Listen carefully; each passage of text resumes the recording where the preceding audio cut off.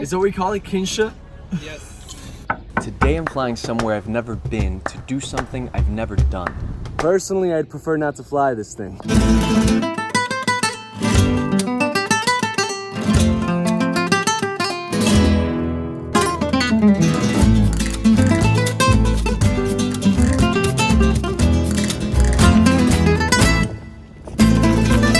We made a quick stop in Puerto Plata to check up on our Green One Playa Dorada project. A year ago, we onboarded this venture to turn a 90s beachside resort into 237 luxury residential villas.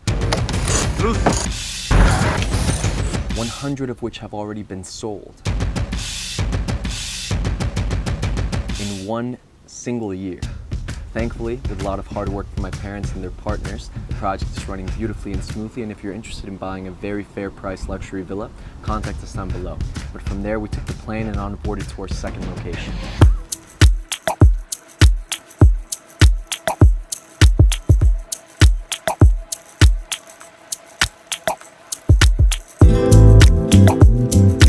Cusped in the Leeward Islands of the Caribbean Sea, we find ourselves in St. Martin, a tropically beautiful island reigned by two opposing countries. Here's the French side, and over here's the Dutch side. And the Dutch side has a little rainbow right there. I don't know if you can see it. Mid-17th century, we have a massive struggle between the French, Dutch, English, Danes, and the Spaniards for control of the West India Islands. After a long and treacherous conflict, the two countries that remained in control of St. Martin were France and the Kingdom of Netherlands. So fast forward to 1648, they decide to split the territory through the Treaty of Concordia. Now, as folklore will have it, in order to split the island evenly, the French placed one of their men at one end of the island, and the Dutch placed one of theirs on the opposing end, and they would walk opposite directions on a literal line until they met, at which point the boundary would be set. The one rule was they were not allowed to run. Yet, the Frenchman ended up with around 60% of the island, while the Dutchman ended up with only about 40%. French locals say this was due to the fact that the Frenchman indulged in French wine prior to the walk, while the Dutchman chose Genevieve, a Dutch gin. Clearly, the Dutch locals deny this story and say the discrepancy was caused because the Frenchman actually ran. So we fast forward to today, and the blend of different cultures defines the island. And St. Martin is known worldwide for its rum, its festive nightlife, and It's nudes. I can't even say it. It's nude beaches. Personally, I've never been to a nude beach. I've always been super intrigued by them, and I've always thought that it's not actually gonna be super, exotic models walking around, more so very saggy people of previous generation laying out in the sun getting baked.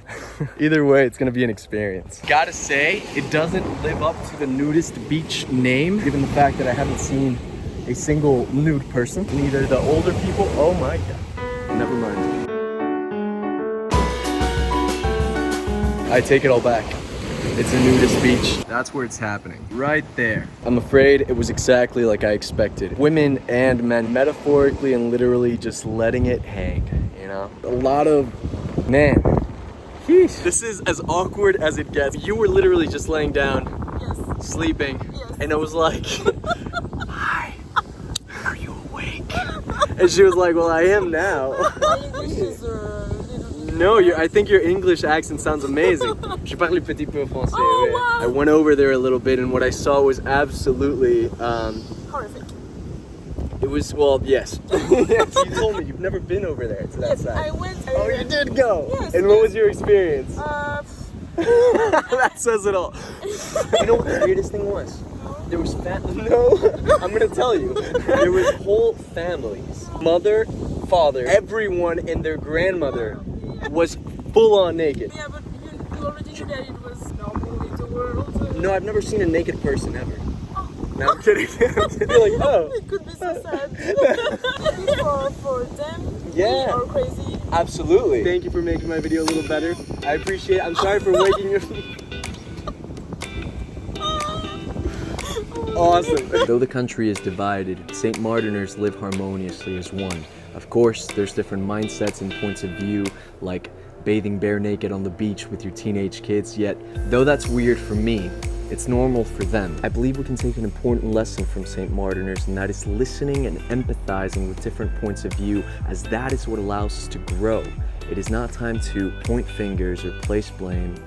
It's time to heal. And as always, dream big, but do much bigger.